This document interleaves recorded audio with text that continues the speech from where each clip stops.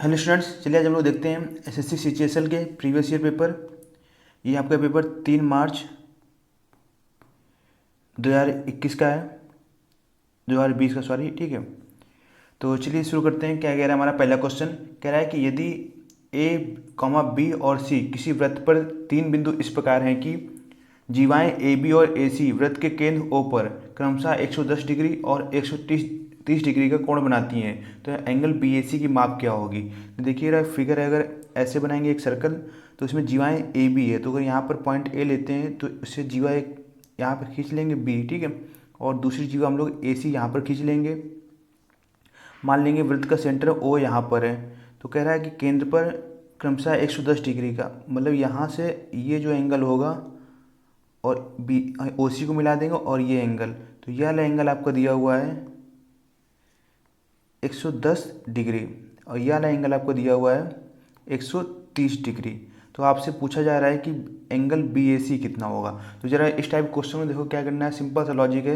ये पूरा एक सर्कल बनना है, तो 360 डिग्री होगा, तो ये 110 डिग्री हो गया और ये वाला 130 डिग्री हो गया, तो ये जो रिमेनिंग एंगल होगा 360 माइनस 110 प्लस 130 डिग्री, इसको हम लोग एंगल बी ओ सी का नाम दे सकते हैं, एंगल बी ओ सी।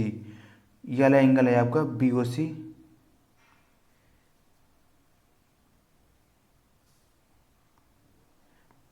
ये बी ओ सी, ठीक है। तो ये आपका कितना होगा 360 माइनस 240, तो इसको 360 में घटाएंगे तो 120 हो जाएगा। तो हमें ये वाला एंगल निकालना है, तो आपने एक थ्योरम पढ़ी होगी, वृत्त के केंद्र पर बना कोण, ठीक है, परिधि बने कोण का डबल होता है। यानी अगर ये 2 थीटा है तो ये एंगल कितना होगा, थीटा होगा। तो ऐसे ही अगर ये टोटल कितना था 120, तो ये इसका 120 का आधा कितना हो जाएगा 60 डिग्री। तो यही हमारा आंसर हो जाएगा, ऑप्शन नंबर 3 करेक्ट हो जाएगा।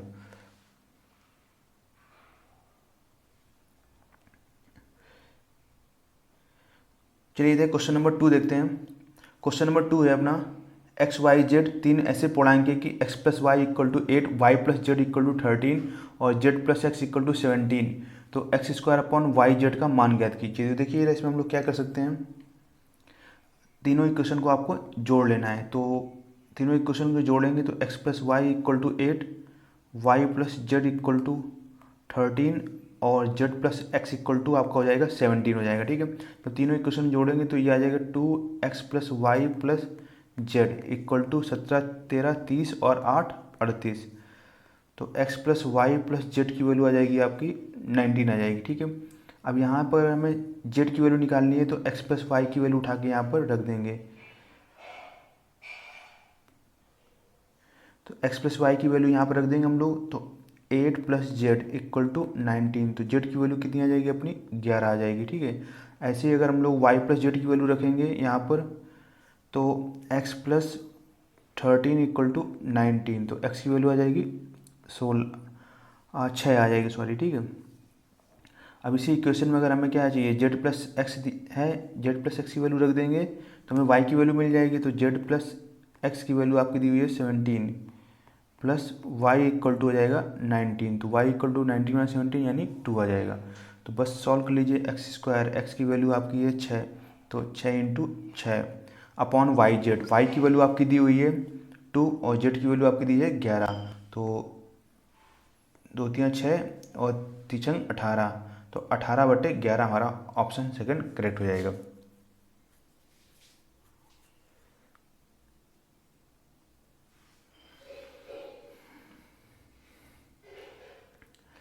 चलिए देखते हैं क्वेश्चन नंबर 3 हमारा।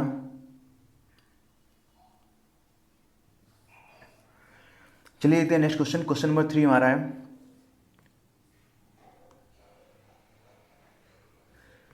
त्रिभुज एबीसी का क्षेत्रफल 44 सेंटीमीटर स्क्वायर है, डी बीसी का मध्य बिंदु है और ई ए बी का मध्य बिंदु है, तो त्रिभुज बी डी का क्षेत्रफल क्या होगा? तो देखिए मेरा क्वेश्चन है आपका ये है ए बी सी, ठीक है।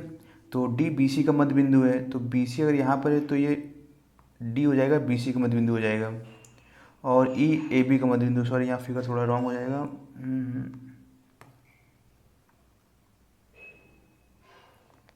चलिए देखते हैं यहाँ पर, अब क्वेश्चन बोला डी है वो बी सी का मध्य बिंदु है, तो यहाँ पर अगर आप पी सी का ले लें,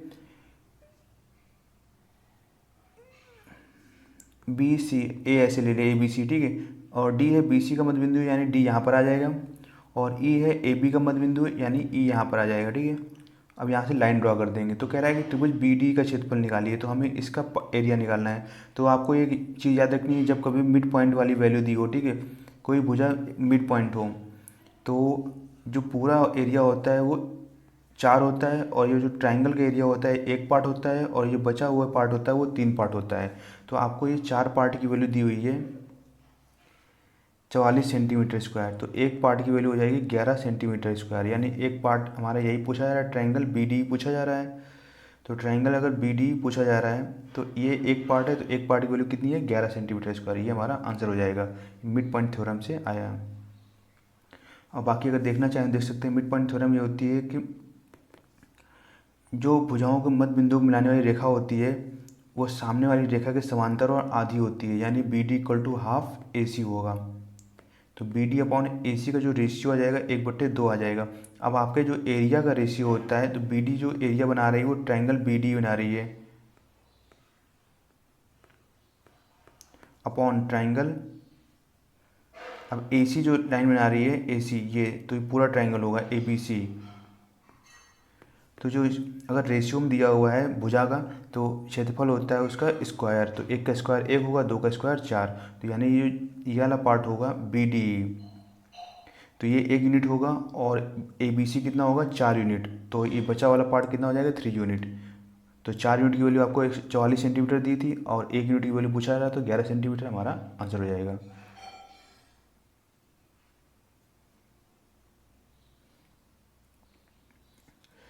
चलिए देखते हैं नेक्स्ट क्वेश्चन। एक दुकानदार वस्तुओं का क्रय मूल्य इस प्रकार अंकित करता है कि अंकित मूल्य पर 28% की छूट देने पर उसे 12% का लाभ हो। तो अंकित मूल्य 224 रुपये है, तो वस्तु का क्रय मूल्य ज्ञात कीजिए। देखिए ना, जब कभी एम पी और सी पी की बात की जाए, तो एम पी वो होता है, ठीक है, जिसमें उसको प्रॉफिट हो रहा होता है, तो 12% प्रॉफिट हो रहा है, कोई भी चीज़ कितनी होती है 100%, 12% प्रॉफिट होगा यानी 112 वाली वैल्यू। और सी पी आपका जो होगा जो छूट दी जा रही है, तो 28% की अगर छूट दे रहा है, 100 में से 28% छूट दे रहा है, तो कितने बेचेगा वो 72 में, तो 72 वाली वैल्यू, ठीक है। अब आपको एक चीज़ याद रखनी है, आपसे बोला गया अंकित मूल्य आपका 224 रुपये, यानी 112 वाली वैल्यू दी है आपको 224, तो 112 का ये 2 गुना है, आपसे क्या पूछा जा रहा है अंकित क्रय मूल्य पूछा जा रहा है, तो 100 ये 72 का भी 2 गुना होगा, तो 72 का 2 गुना कितना होता है 144, ये हमारा आंसर हो जाएगा, ऑप्शन नंबर 1 करेक्ट हो जाएगा।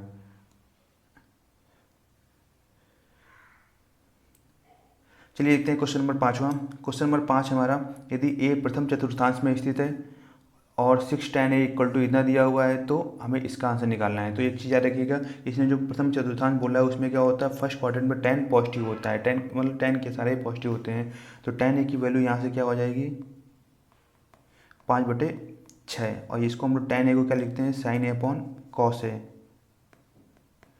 5/6, तो साइन की वैल्यू 5 यूनिट हो जाएगी 6, और कॉस की वैल्यू 6 यूनिट हो जाएगी। तो अब जब इसको फर्दर सॉल्व करेंगे हम लोग क्वेश्चन को,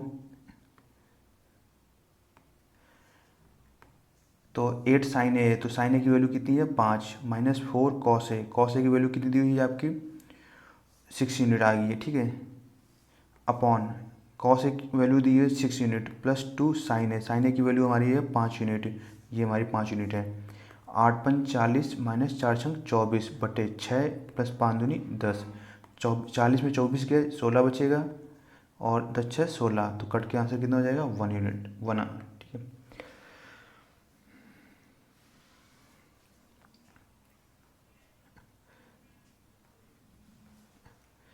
चलिए देखते हैं क्वेश्चन नंबर हमारा 6 वाला देखते हैं, ठीक है। तो क्वेश्चन नंबर 6 अपना है x = 4 cos a + 5 sin a, और y = 4 sin a - 5 cos a, तो x² + y² का वैल्यू ज्ञात कीजिए। तो सिंपल सा है, बोथ साइड का स्क्वायर करके हम लोग ऐड कर देंगे। तो इसमें एक ट्रिक याद रखनी है कि जब कभी ये x² + y², अब आपको क्या है बस cos a का कोफिशिएंट लेना है, ठीक है।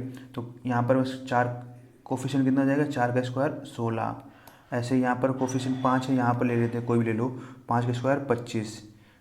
बस सॉल्व कर लीजिए, 25 6 31 10 41 हमारा आंसर हो जाएगा।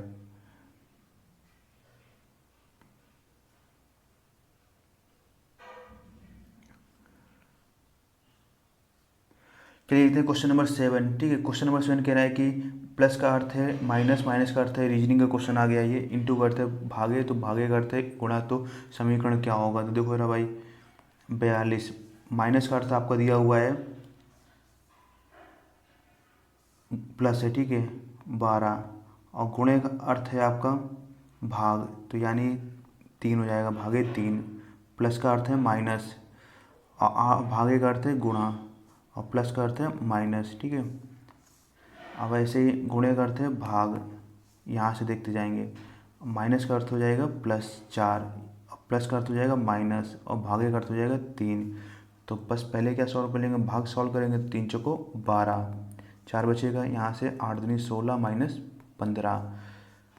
अब यहाँ से पहले भाग का सॉल्व करेंगे तो 8 का भाग देंगे 2 में, तो कितना हो जाएगा 4, +4 माइनस 9 3 का 27। 42 में 4 जाएगा, 42 4 16, 42 4 सॉरी 46, 46 में 16 गए आपके, बचेगा 30, 30 में से 15 गया, 15 बचेगा, बटे 4 4 8 होता है, 8 में 27 जाएगा, माइनस का 19। तो हमारा आंसर कितना हो जाएगा, माइनस का 15 बटे 19।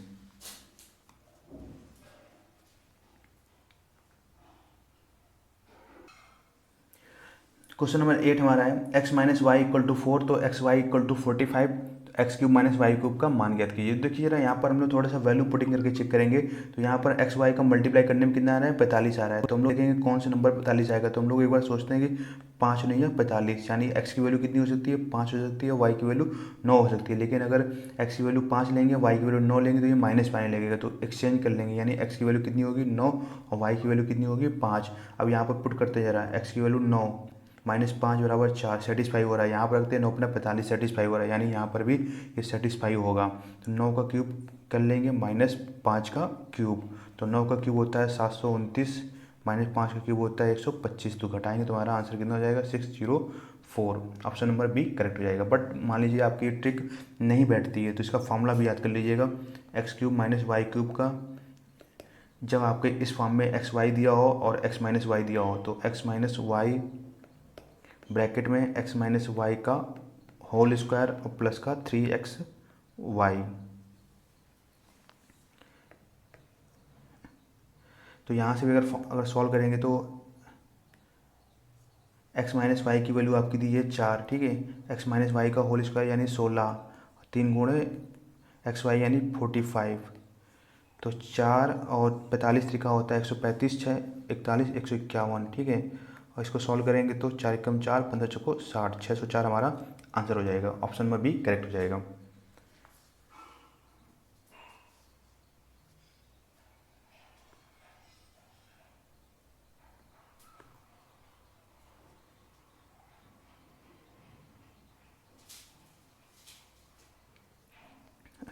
चलिए लेते हैं डीआई का क्वेश्चन। तो डीआई क्वेश्चन अपना देखो, कह रहा है कि ए बी सी डी तथा ई की उत्पादित कारों का कुल संख्या में हजारों में दर्शाती है, ठीक है। तो तालिका के अध्ययन करके आपको आंसर देने हैं। तो कह रहा है 2003 और 2014 में मिलाकर किस प्रकार की कारों की संख्या उन 2 वर्षों में उत्पादित कुल कारों की संख्या का ठीक 25% है।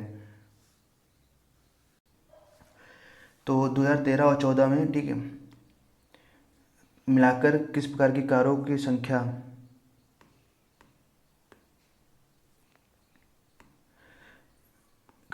उन 2 वर्षों में उत्पादित कुल कारों की संख्या का ठीक 25% है। तो पहले हम लोग देख लेते हैं कि 2013 और 2014 में कुल उत्पादन कितना हुआ है। तो 2013 और 2014 में देखते हैं, 2013 में 130 को कारें उत्पादित की गई हैं और 2014 में 170। अगर आप दोनों को जोड़ते हैं तो कितना आ जाएगा 300 आ जाएगा।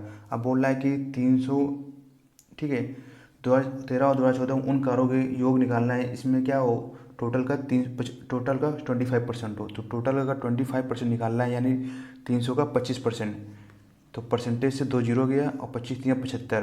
तो हम लोग देखेंगे इन दोनों में जोड़ किसका 75 आ रहा है। यानी पहली बात तो 75 का मतलब आखिरी यूनिट डिजिट कितनी है 5। तो देखेंगे 5 किस में आ रहा है, 13 और 14 में। इसमें 22 है, इसमें 32 है। अगर इनको जोड़ेंगे 2 2 4 होगा, नहीं बनेगा। 8 3 11 नहीं बनेगा, 6 2 8 नहीं बनेगा, और ये 0 5। इनका इकाई का डिजिट 5 मिल रहा है। 8 4 12, इस पर तो मिलेगा नहीं, मतलब हमारा एक ही ऑप्शन होगा, वो डी वाला होगा। ठीक है,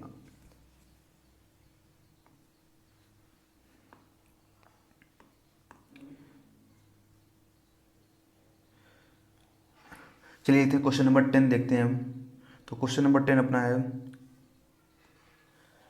यदि साधारण ब्याज पर किसी वार्षिक ब्याज दर से 4,300 की एक राशि 2 वर्ष में बढ़कर 4644 हो जाए, तो कौन सी राशि साधारण ब्याज द्वारा इसी दर पर 5 वर्ष में बस बढ़कर 10,104 रुपये हो जाएगी। तो देखो ना, 4300 रुपये की राशि है, 2 वर्ष में बढ़कर 4644 हो जाती है। तो आपको जो 2 वर्ष का ब्याज निकाल लेना है इसमें, तो 4644 माइनस 4300 रुपये। ठीक है, तो ये 4 आ जाएगा और ये 6 में 3 गए 3। तो ये आपका जो ब्याज आया है 2 साल का आया है। आपको पता हो साधारण ब्याज होगा वो हर साल सेम होगा, तो 1 साल का ब्याज होगा वो आपका 2 का भाग दे देंगे इसमें, यानी 172 रुपये आ जाएगा। ठीक है, 1 साल का ब्याज 172 रुपये आ गया। अब जो ब्याज होता है वो आपका मूलधन में मिलता है, तो मूलधन कितना था, 4300 रुपये इंटू 100 कर देंगे। हमको क्या, हम लोग क्या निकालने जा रहे हैं, दर निकालने जा रहे हैं। अगर दर का फॉर्मूला आपको याद रखना है, दर बराबर होता है ब्याज अपॉन मूलधन इंटू 100। ठीक है, अगर समय नीचे लिखना हो तो फिर अलग बात है, समय अगर आप 2 साल ले रहे हैं तो 3 साल ले रहे हैं। ठीक है, यहाँ पर मैंने 1 साल का ही निकाल लिया था ब्याज। तो देखो ना, इसको अगर काटोगे ये कट जाएगा और ये 4 बार जाएगा, तो आर की वैल्यू कितनी हो जाएगी, 4%। ठीक है, और 5 वर्ष में बढ़कर 10,104 रुपये हो जाता है। तो समझना है रहा, 4% का मतलब कितना, देखो 1 साल में ब्याज मिलता है 4 रुपये, तो 5 साल में कितना मिलेगा, 4 पंचे 20। तो आपका जो SI हो गया वो 20 हो गया। ठीक है, और आपका जो मिश्रधन होगा, कोई मूलधन क्या होता है, पहले 100% होता है, तो मिश्रधन कितना हो जाएगा आपका 120%। तो 120% की वैल्यू आपको दी हुई है 10,104। आपको मूलधन निकालना है, यानी 100% निकालना है। तो काटा पीटी मचा देंगे, 12 96 और 50 बचेगा, 12 चौक 48, 12 दूनी 24। ठीक है, एक जीरो यहाँ बचेगा, तो 8,420 हमारा आंसर हो जाएगा।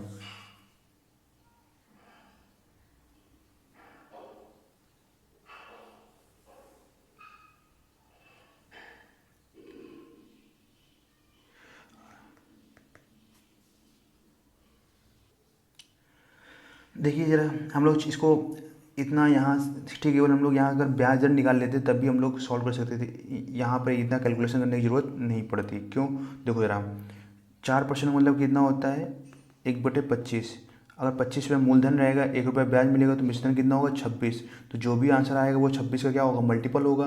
अगर 26 का पहाड़ा नहीं आता तो आपको ये 13 का पहाड़ा तो आता ही होगा। तो 2 से तो सभी कट रहे हैं, तो बचा क्या, 13। तो चेक करेंगे 13 से कौन कटेगा। तो अगर यहाँ 13 चौके 52 होगा, नहीं कटेगा। ठीक है, 13 चौके 52 और बचेगा 5, 51, नहीं कट जाएगा। तो इसको काटेंगे तो 13 से 78, नहीं, पूरा नहीं कटेगा। अब इसको देखते हैं जरा, 13 से 78। ठीक है,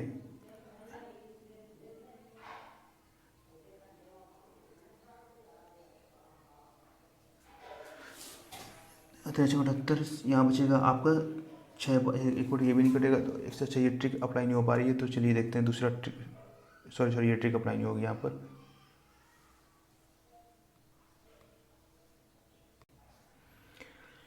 चलिए देखते हैं नेक्स्ट क्वेश्चन। तो नेक्स्ट क्वेश्चन अपना है, 2015 में उत्पादित किस प्रकार की कारों की संख्या उस वर्ष में उत्पादित कुल कारों की संख्या का ठीक 20% है। तो 2015 में कितना उत्पादन हो रहा है, 100 का 20% कितना होता है, 20। देखो रहा किस चार्ट में, किस टेबल में 20 आ रहा है, इसमें नहीं आ रहा है, यानी ऑप्शन ई में आ रहा है। हमारा ऑप्शन नंबर 1 करेक्ट हो जाएगा।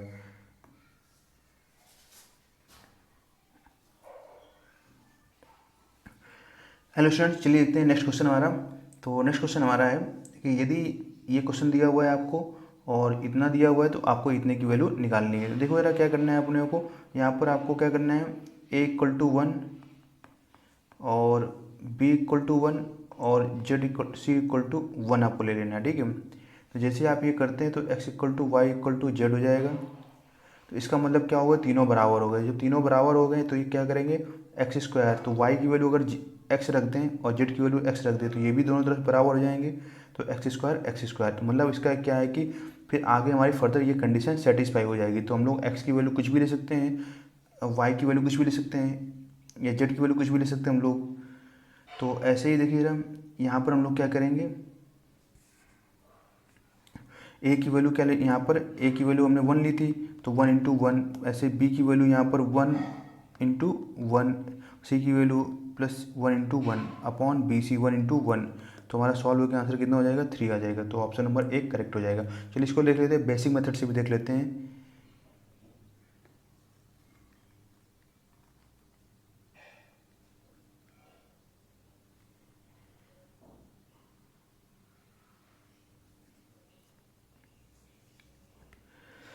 देखिए इसको बेसिक मेथड्स कैसे सॉल्व करेंगे। तो देखो एक्स ये आपस में क्या होंगे, बराबर हैं, तो एक्स की पावर 2a इक्वल टू मान लेंगे के मान लेंगे, तो ये एक्स की पावर 2a इक्वल टू हो जाएगा के की पावर 1/2a।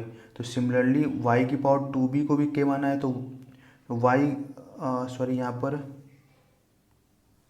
ये एक्स की, ठीक है। ऐसे वाई की वैल्यू भी कितनी हो जाएगी अपनी, के की पावर 1/2b। ऐसे ही हमारी जेड की वैल्यू भी कितनी हो जाएगी, के की पावर 1/2c, ठीक है। अब बस यहाँ पर इसमें हम वैल्यू पुटिंग कर देंगे, तो एक्स स्क्वायर रखेंगे, तो जैसे एक्स स्क्वायर रखते हैं तो एक्स की वैल्यू के की पावर 1/2 की होल पावर 2 हो जाएगी, ठीक है, equal to y into z, यानी के की पावर 1/2b इंटू के की पावर 1/2c, ठीक है। अब क्या करना है आपको, ये पावर और ये 2 कट जाएगा, तो के की पावर 1/2a हो जाएगा, और ये आधार समान तो घाते क्या हो जाती है, जुड़ जाती है, तो 1/2b प्लस 1/2c।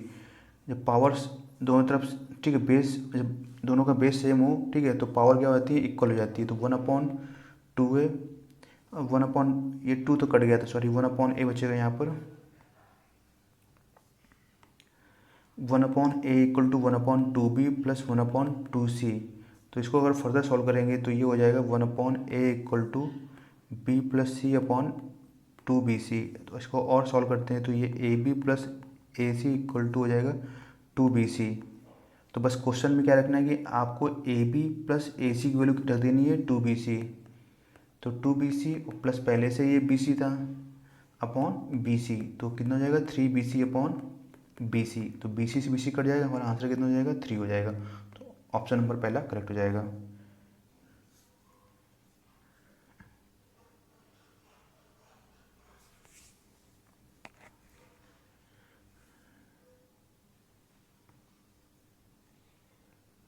चलिए देखते हैं अगला क्वेश्चन। हमारा 6 संख्याओं में से प्रथम 5 संख्याओं का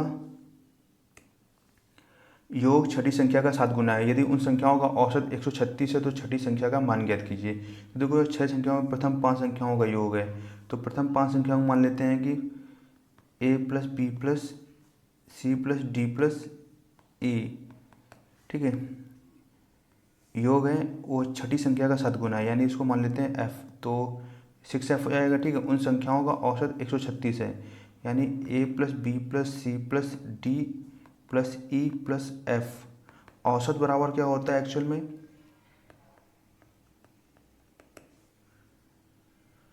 संख्याओं का योग बटे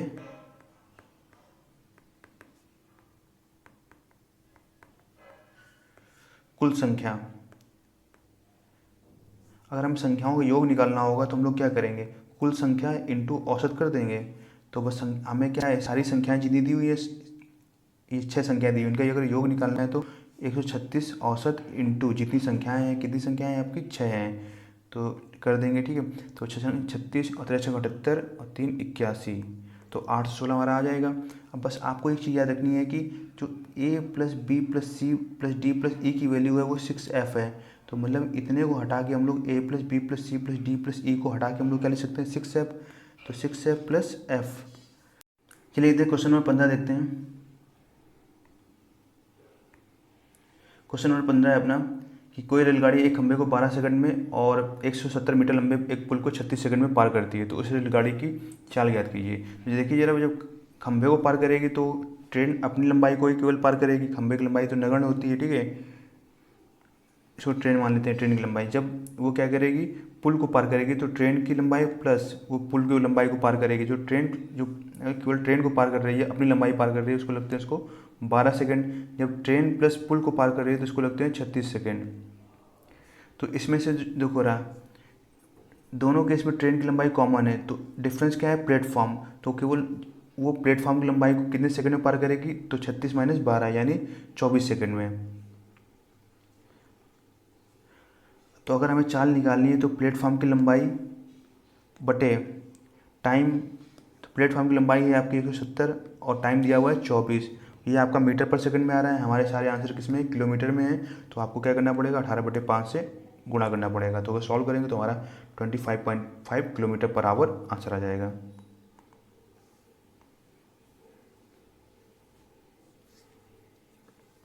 चलिए देखते हैं क्वेश्चन नंबर 16।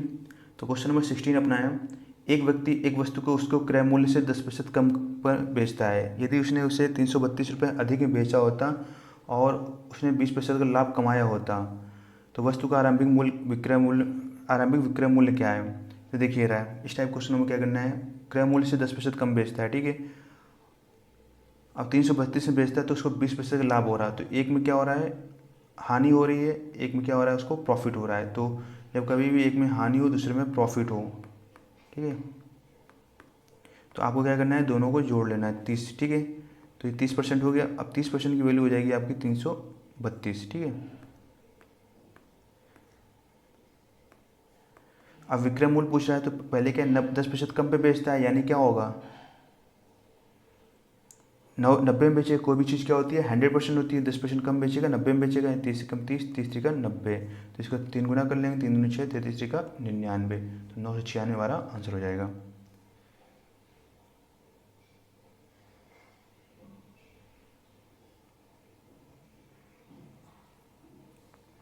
क्वेश्चन नंबर 17 अपना है, बी और सी अलग अलग कार्य को क्रमशः 24 दिन, 15 दिन और 12 दिन में पूरा कर सकते हैं। बी और सी ने कार्य प्रारंभ किया और 3 दिन के बाद उसे छोड़ दिया। ए अकेला शेष काम को कितने दिन में पूरा करेगा। तो देखिए रहा, ए ले लेते हैं 24 दिन में करता है, बी करता है अपना 15 दिन में करता है, सी करता है आपका 12 दिन में। तो इसका टोटल वर्क निकालने के लिए क्या करेंगे, एलसीएम ले लेंगे।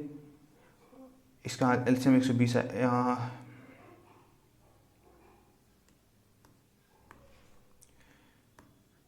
तो 24/12 कैल्शियम लेना है अपना को। तो 24/15 कैल्शियम ले लें, 3 24, 3×5 = 15, 8×5 = 40, 120 आ जाएगा, ठीक है। तो 24×5 = 120, 15×8 = 120 और 12×3 = 120। तो समझना जरा इसमें है कि बी और सी ने काम को क्या किया, प्रारंभ किया, यानी बी ने एक दिन में 8 यूनिट किया और सी ने एक दिन में 10 यूनिट किया। तो एक दिन में बी और प्लस सी का काम कितना हो जाएगा, 18 यूनिट। अब क्या कहते हैं, 3 दिन बाद इन्होंने छोड़ दिया, मतलब एक दिन में लोग काम करते हैं 18 यूनिट, 3 दिन में कितना काम कर लेंगे, 54 यूनिट, 18 का 54 यूनिट। तो अभी छोड़ के चले गए, तो यानी टोटल काम था हमारा 120 यूनिट। अब 54 यूनिट इन्होंने काम कर लिया है, तो कितना यूनिट बचेगा, केवल 66 यूनिट।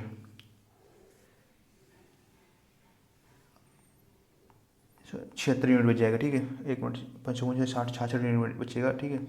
तो 66 यूनिट काम बचेगा। अब 66 यूनिट कौन करेगा, केवल ए करेगा। तो ए की एफिशिएंसी कितनी है, 5, ठीक है। तो टोटल काम उसको करना है 66 और एक दिन में करता है 5 काम। तो डिवाइड कर देंगे, तो 13×5 = 65 और 13 से 1/5 हमारा आंसर हो जाएगा।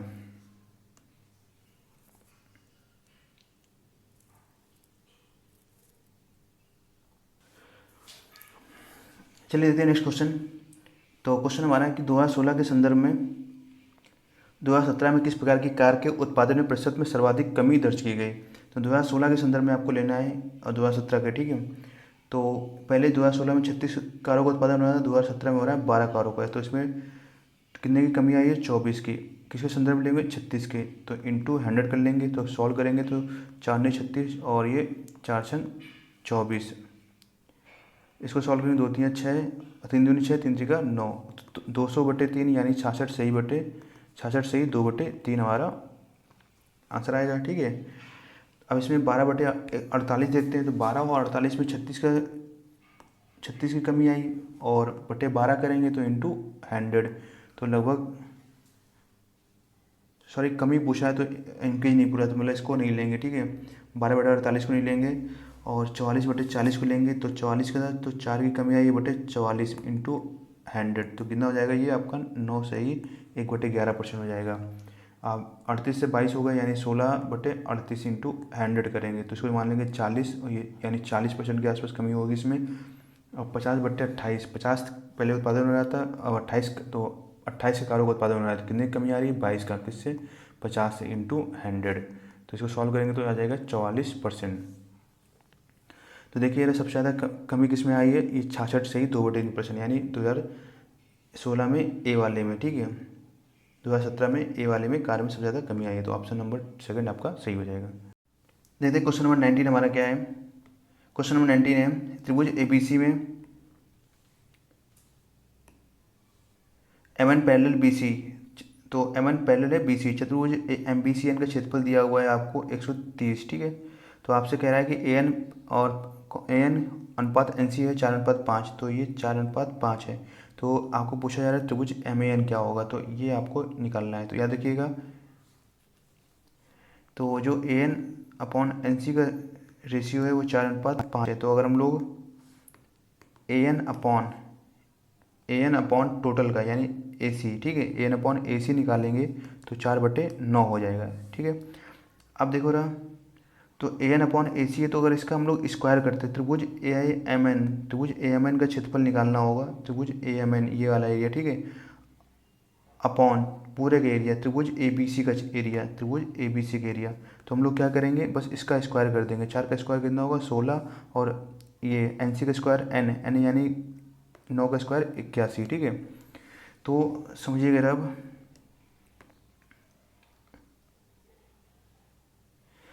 ये पार्ट आपका कितना है 16 है, ठीक है 16 यूनिट है, और यहाँ से लेकर टोटल ये पार्ट है वो आपका 81 यूनिट है। तो अगर ये वाला पार्ट निकालना है तो 81 में 16 घटा देंगे यानी वो 65 यूनिट आएगा। तो 65 यूनिट की वैल्यू आपको दी गई है, तो 65 यूनिट की वैल्यू दी गई है आपको 130। तो इसका कितना है 2 गुना है 65 का। तो ऐसे ही आपको क्या पूछा गया है, ए एम एन पूछा गया है। ए एम एन कितना यूनिट है 16 यूनिट, 16 यूनिट के 2 गुना कितना हो जाएगा 32 यूनिट। तो हमारा आंसर हो जाएगा।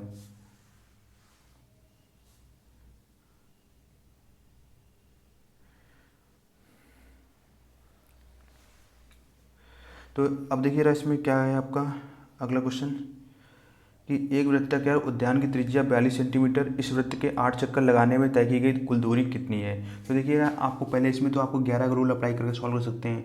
तो 8 2 10, 4 3 7 नहीं कटेगा, 2 1 3 3 है, ये ऑप्शन हो सकता है। मतलब 11 से डिवाइड का रूल लगा लेंगे, तो 11 से डिवाइड रूल पता होगा कि ऑड नंबर को और इवन नंबर को जोड़ लें, अगर वो 0 या 11 का मल्टीपल है तो हमारा आंसर कितना आ जाएगा, हमारा नंबर होगा 11 से कट जाएगा। तो सॉल्व करते 4 1 5 2 1 3 2 आएगा, ठीक है। यहाँ पर सॉल्व करें 2 2 4 और 6 4 10, 10 में 4 कटाएंगे तो 6 तो 11 से कटेगा नहीं, तो मतलब ये ऑप्शन नहीं हो सकता, ये नहीं हो सकता, केवल ऑप्शन नंबर सेकंड होगा, ठीक है। तो इसको सॉल्व करने की ज़रूरत नहीं है, बट फिर भी अगर सॉल्व करना चाहते हैं तो 2πr n लास्ट दे दिए, ठीक है।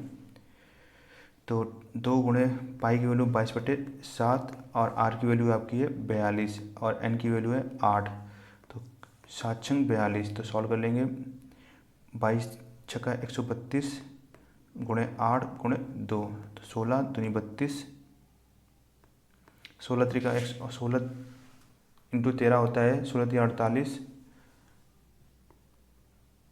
और 16 कम 16 16 4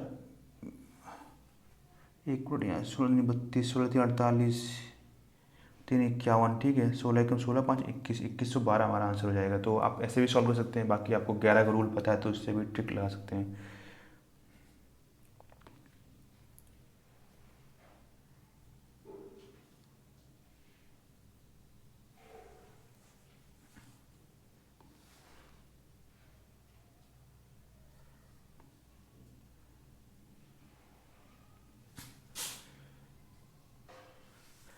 चलिए देखते हैं नेक्स्ट क्वेश्चन, क्वेश्चन नंबर 21 है अपना। एक विद्यालय में विद्यार्थियों की कुल संख्या 640 है, जिसमें से लड़कों की संख्या का अनुपात लड़कियों की संख्या से 5:3 है। तो मतलब क्या है, बॉयज आपके हैं वो 5 है यूनिट है, और आपकी गर्ल्स है वो 3 यूनिट है।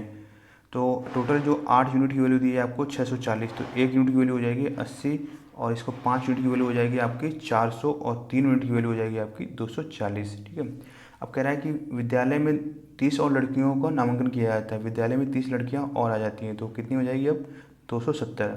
तो विद्यालय में कितने लड़कों का और नामांकन होना चाहिए, तो हमें नहीं पता है, मान लेते हैं x, ठीक है, कि ताकि लड़कों की संख्या का अनुपात लड़कियों की संख्या से अनुपात 14:9 हो। तो 14/9 लिख लेना है। तो आपके पहले गर्ल्स बॉयज़ कितने हैं 400 प्लस x, और गर्ल्स आपकी कितनी है 270 पर सॉल्व कर लेंगे। 9 × 27 30। तो 400 प्लस x इक्वल टू कितना हो जाएगा 420, 14 × 30। तो x इक्वल टू कितना हो जाएगा 20। हमारा ऑप्शन नंबर 3 करेक्ट हो जाएगा।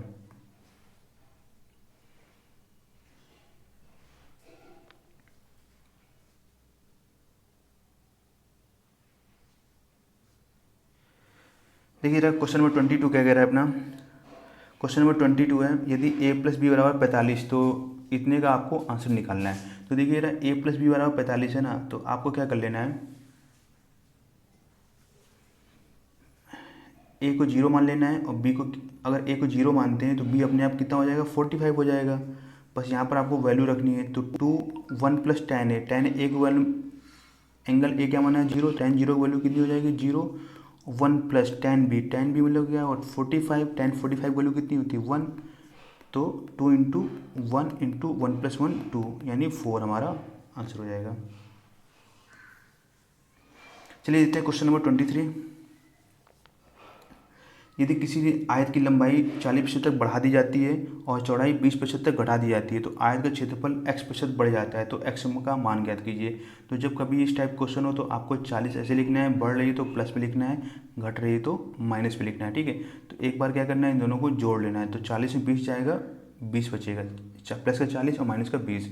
फिर क्या करना है आपको, इन्हीं दोनों का मल्टीप्लाई करा लेना है। तो 40 गुणे कितना होगा 20, तो 800 हो जाएगा। बट आपको ध्यान रखे रखना है कि बटे में 100 से डिवाइड, 2 जीरो बाद पॉइंट लगाना है, 1 2 2 अंकों बाद पॉइंट लगाना है, तो कितना आ जाएगा 8। अब आपको पता है प्लस इंटू माइनस कितना होता है माइनस, तो सॉल्व कर लेंगे, 20 में से 8 गए 12, हमारा आंसर हो जाएगा।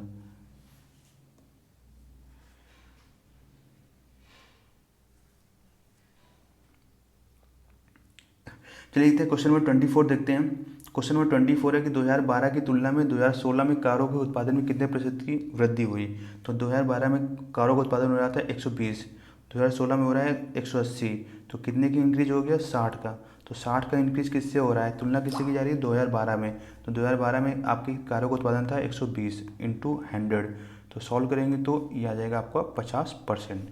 तो आपका ऑप्शन नंबर चौथा सही हो जाएगा।